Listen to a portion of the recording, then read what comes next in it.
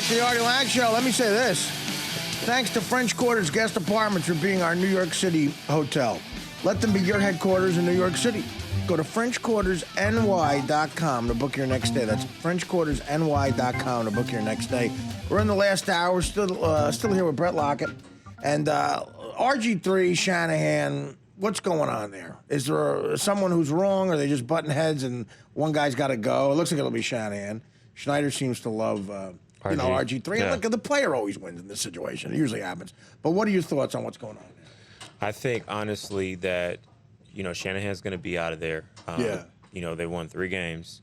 Bad, man. The Redskins were really expected to do way more. Yeah. Right. Yeah, I mean, way more. They've had 30 sacks on RG3 in the last 5 games. Wow. How the hell are you going to win, and how the hell are you going to protect your quarterback? Mm-hmm. So when something that drastic happens, it's like somebody has to go. Yep. And Shanahan is, that guy.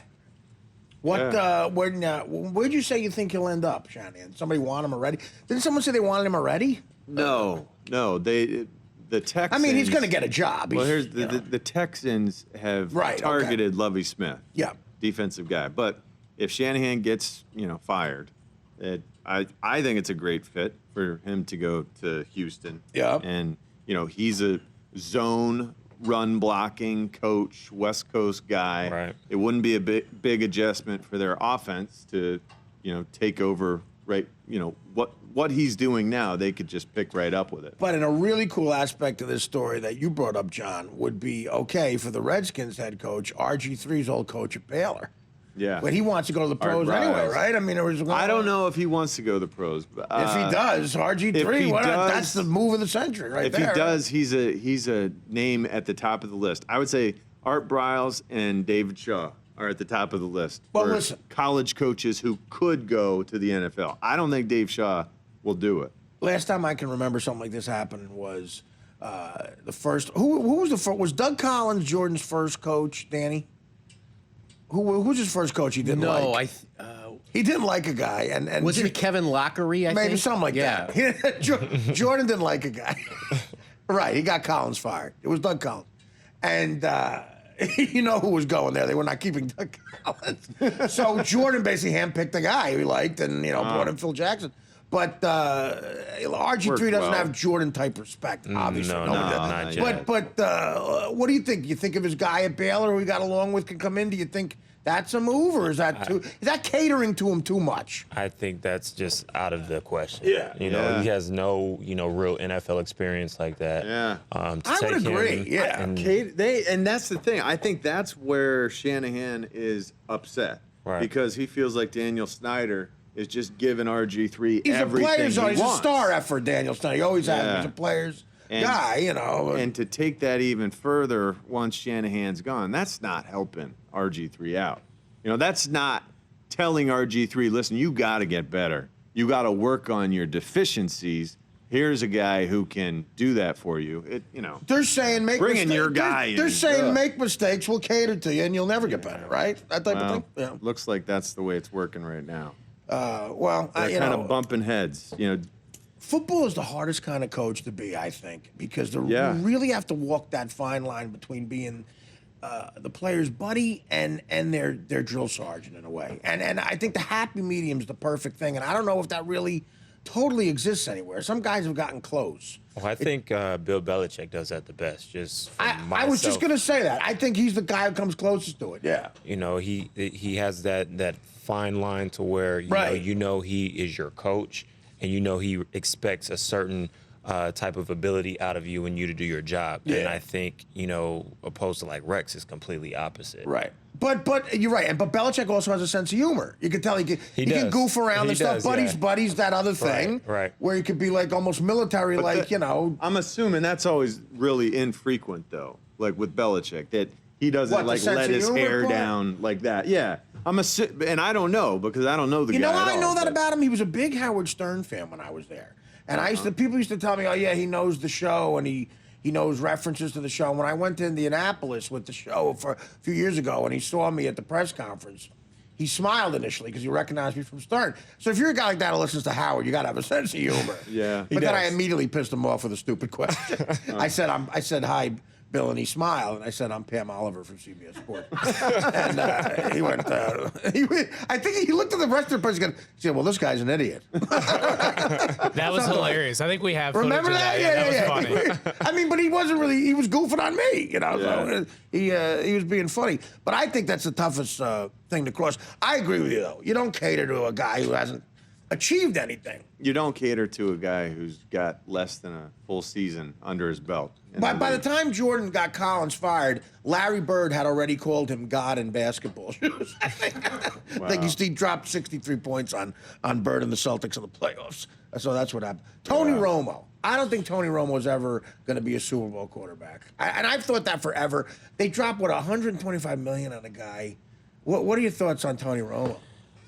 Tony Romo is like, this really, really hot girl, and, you get her in bed, and, it's not good.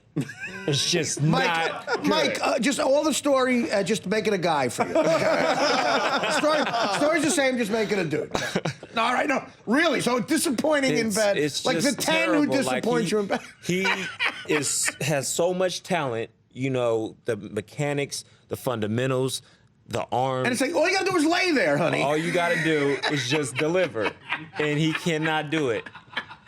And he can't finish. Why is that? Yeah, he won't let. And therefore, you can't finish. Yeah. Exactly. The fans can't finish. Is it like when you're watching film of That's Tony a perfect Romo way to put it. in the DB room? Is everyone just saying like, "Wow, what is he looking at here?" Because when I watch him play, when I watch the boneheaded decisions, it's just like I Made can't by him or the figure out coach? his decisions. Yeah. There comes a point in every game where he's going to give you 1, 2, 3 plays that just make no sense at all. That he calls? What are you looking at? No, decisions with the ball. Oh, as he's playing. Why did you throw to that guy? Why did you throw to the other team? What? How? Why does he do this? I wish I had the answer. There is no answer. The only way you get away with that. He's dumb? I have no clue. Or maybe he Is he overrates blind? maybe he overrates his ability. Because the only way you get away with that is if you have insane ability. Like Dan Marino would throw in a triple coverage sometimes. You go, what are you doing? And he had enough of an arm to get away with it. Yeah. Maybe Tony Romo is not stupid. He just overestimates what he's capable of doing. Here's the thing. He's not Dan Marino. People have compared him to Dan Marino. We are killing him, and Shane brings up a good point. I'm not killing him. I'm just saying he's not Dan Marino. I kill him all the time. Yeah. But this year he's got 27 touchdowns, 7 interceptions, 4 fumbles. He does have the butterfingers from time to time, as you'll recall the hold on in the playoffs. Oh my God! For the field goal or whatever it was. He just makes bumbling mistakes. He is just a bumbling fool sometimes on the football field. As a Cowboy fan, he's been on the field for some horrendous playoff losses, like really, like where you go, wow. Yeah. Yeah, disappointing. Absolutely. Yeah. He's got 1 playoff win in his entire career. Yeah, but this year, I do feel kind of bad for him because he's an easy target. Right. Because of history. Oh, absolutely. They're going to go for him. And Dallas like Yankee fans. Well, and they're going to lose. They will not go to the playoffs this year. They're going to lose that division to the Philadelphia Eagles. It's going to come down to last game of the season. Not good. It's going to be Philadelphia and Dallas. And once again, Philadelphia's going to win. And they will go to the playoffs. Is and everyone's going to say, game? Tony Romo blew it again. Yeah, it is. It's Philly. And where is that? I'm not sure. Do we know where that is? I think it might be in Dallas. Wow. Well, that's a big loss. I mean, how long does Jerry Jones put up with the figgy? He gave him so much money. He just paid him this offseason. He has to put up with it. He loves it's him. It's at Dallas. He loves him. Yeah. So it's at Dallas. But here's the problem that I have. We're going to point the fingers at Tony Romo. I am guilty. But this season, his defense, the defense of the Dallas Cowboys is historically terrible. It is. So we're going to blame it on Tony Romo, and it's not all his fault. Well, you know what? He's not having a terrible season. He does good things. Shane just gave me a stat in my ear. Last in pass and 28th in rush? Wow. Defense. Yeah. That's insane. The worst against the pass. Yeah. 28th out of 32. Those are defensive against numbers. The run. Last in pass. I mean, you could have definitely took a little bit of that money and bought some defensive players. A little, you're right. Put 3 or 4 of them. That's a lot of money, man. When you look at that Monday night game, when you watch what the Bears did, everyone was open. Everyone was open. And it's a miracle to me that product makes it to the field in the NFL. When you have such a demand, when you have so many guys who would give anything and are working so hard to get out there and prove themselves, it's shocking to me that you have a coordinator in Monty Kiffin, who maybe the game has passed him by at this point, who feels as though that is even acceptable. I just got another stat. How about this? Oh, I'll let you talk, Brett, but real quick. How about this? In that game last night, the Bears scored on every possession except the one where they held the ball. Yeah, it's at the very last one. Knelt on the ball. 8 possessions. Boy, that's a bad defense, man. Yeah. Brett, what were we going to say? I'm sorry, again. Oh, no, I was just going to say that's why NFL stands for not for long, because it's not for long for coaches as well. Yeah. No, you're right. Monty Kiffin's brought in this Especially year. in Dallas. You got to perform, man. Oh, you know? Yeah, he'll be gone. Monty Kiffin.